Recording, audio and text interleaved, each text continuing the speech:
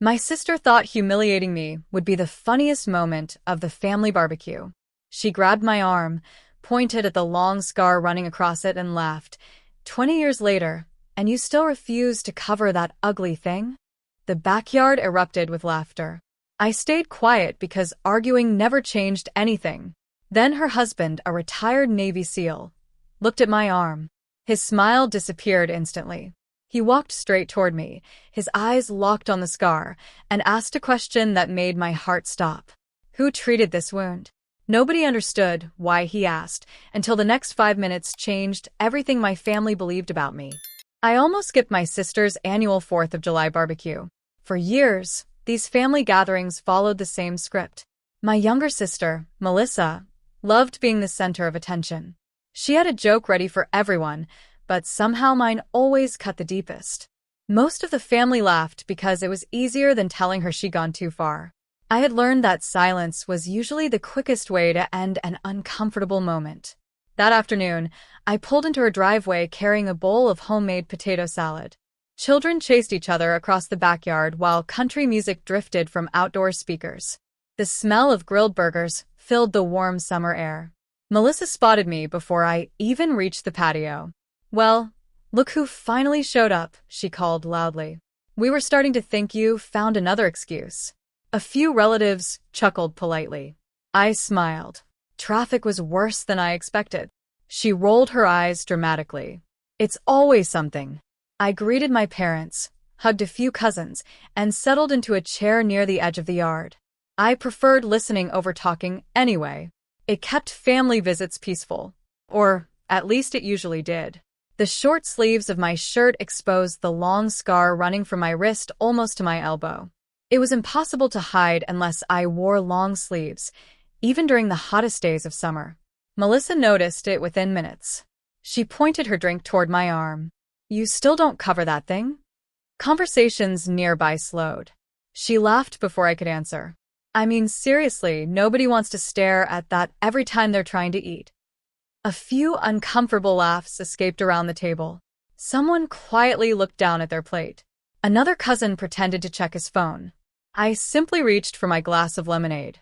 "It doesn't bother me," I answered calmly. Melissa snorted. "Well, maybe it should." She leaned back in her chair with a smug grin. "I swear you like the attention." I looked at her for a second, then shrugged. "If that's what you think." She seemed disappointed that I wasn't arguing. Fortunately, someone changed the subject and conversation slowly returned to normal. That's when I noticed Melissa's husband watching quietly from across the patio.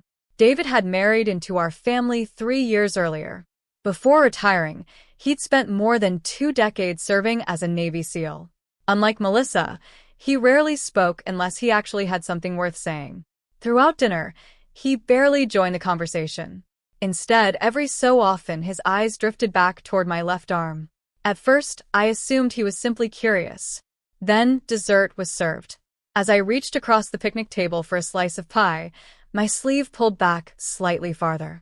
David's fork stopped halfway to his mouth. His eyes locked onto the scar. The smile disappeared from his face. Slowly, he set the fork down. Without saying a word, he stood up and walked around the table toward me. The entire backyard grew strangely quiet. Melissa laughed nervously. "What are you doing?" David didn't answer her. He stopped beside my chair and looked directly at my arm. His voice was calm, but there was something unmistakably different in it. "Would you mind," he asked quietly, "if I took a closer look at that scar?" I nodded. He studied it for several long seconds before looking back into my eyes. Then he whispered words that instantly erased every smile in the backyard. "I've only seen a scar like that once before."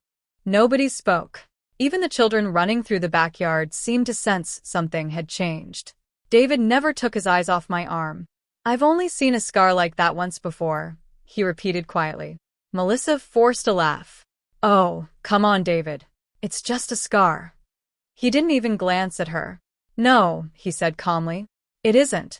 He looked back at me. "Can I ask you something?" I nodded. "How did it happen?" Every face around the table turned toward me. Normally, I would have brushed the question aside with a simple answer. Not because I was hiding anything. I just never thought the story mattered. I took a slow sip of lemonade before speaking. It happened about 12 years ago. Nobody interrupted. I was driving home from work after a late shift. It had been raining most of the evening, and traffic was moving slowly. I paused. Just ahead of me, a pickup truck lost control. It crossed the center line and hit another vehicle. Several relatives leaned forward. The impact pushed both vehicles into a roadside ditch. Melissa folded her arms. So, the scar came from the crash? I shook my head. No. The driver's door on one of the vehicles was jammed shut. Smoke was coming from the engine compartment. The backyard had become completely silent. I could hear someone inside calling for help. I didn't really think about it. I just ran. I remembered every second as clearly as if it had happened yesterday. The windshield had shattered, but twisted metal blocked the opening. I reached inside anyway. I glanced down at the scar stretching across my forearm. That's when the metal sliced my arm. Someone quietly gasped. I barely noticed it at the time. My only thought was getting the driver out before the situation became even more dangerous. I stopped there. That was enough. Or, at least I thought it was. Melissa shook her head. That's it. She gave an amused smile. I mean, people help after accidents all the time. A couple of relatives exchanged uncomfortable looks. David finally turned toward her. Not like that. She frowned. What does that mean? He looked back at me. Did the cut happen while your arm was pinned against the windshield frame? I blinked. Yes. Were you reaching downward instead of pulling straight? I stared at him. Exactly. And you kept pulling anyway. I slowly nodded. David exhaled. I thought so. Melissa looked confused. You're acting like you've solved some mystery. David rested both hands on the table. I'm recognizing the injury pattern. Everyone waited. I've seen similar wounds during rescue training. He pointed gently toward my scar. That angle doesn't happen when someone accidentally brushes against metal.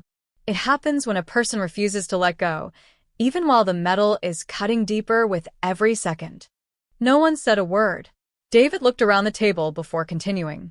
Most people instinctively pull away the moment they're injured. He looked back at me. You didn't. You kept reaching. You kept pulling. Because someone else's life mattered more to you than the pain. The words hung in the warm evening air. Melissa's confident smile faded. For the first time all afternoon, she looked uncertain. Then David quietly asked one final question. When the firefighters arrived, did they tell you the driver wouldn't have survived another minute? I looked at David for a long moment. Then I slowly nodded. That's what the fire captain told me. They said another minute, maybe less. The silence around the table felt heavier than anything I'd ever experienced. David lowered his head for a second before looking at everyone else. I thought so. Melissa crossed her arms. I still don't understand. He turned toward her, his voice calm but firm. That scar isn't remarkable because it's large. It's remarkable because of where it is. He pointed gently toward my forearm. When someone reaches into twisted metal during a rescue, every instinct tells them to pull back the second they're injured. He paused. But your brother didn't. He kept reaching. He kept pulling. He accepted the injury because someone else's safety mattered more than his own. No one interrupted him. David looked around the backyard. In my years serving on rescue teams during military training, we studied incidents exactly like this. Not because they were common, because they were rare. He smiled at me. The people who do things like that almost never talk about them. They don't think they're heroes. They simply made a choice. A choice to help. My father slowly set down his drink. You never told us any of this. I shrugged. There wasn't much to tell. The driver survived. That's what mattered. My mother quietly wiped a tear from the corner of her eye. One of my cousins shook his head. And we spent years teasing you about that scar. I smiled gently. It never bothered me. Melissa looked down at the table. For the first time in years, she didn't have a joke ready. After several quiet seconds, she finally spoke. I'm sorry. The words came slowly. I honestly thought you kept it uncovered because you liked attention. She looked up. I never imagined it meant something like this. I nodded. I know. She took a deep breath. I shouldn't have judged something I didn't understand. David smiled. Most meaningful scars come with stories people never ask to hear. The backyard felt different now. Not because anyone had suddenly become perfect, but because everyone had stopped making assumptions. As the evening came to an end, relatives gathered their things and said their goodbyes. Several hugged me a little tighter than usual. Others quietly thanked me, not just for what I'd done years earlier, but for reminding them that appearances rarely tell the whole story. As I walked to my car, I glanced one last time at the scar on my arm. It looked exactly the same as it had that morning. Long, pale. Impossible to ignore. But for the first time, no one saw it as something to hide. They saw it for what it truly was. Not a flaw, not a reason for embarrassment. Just quiet proof that sometimes the strongest people are the ones who never feel the need to tell everyone how strong they are.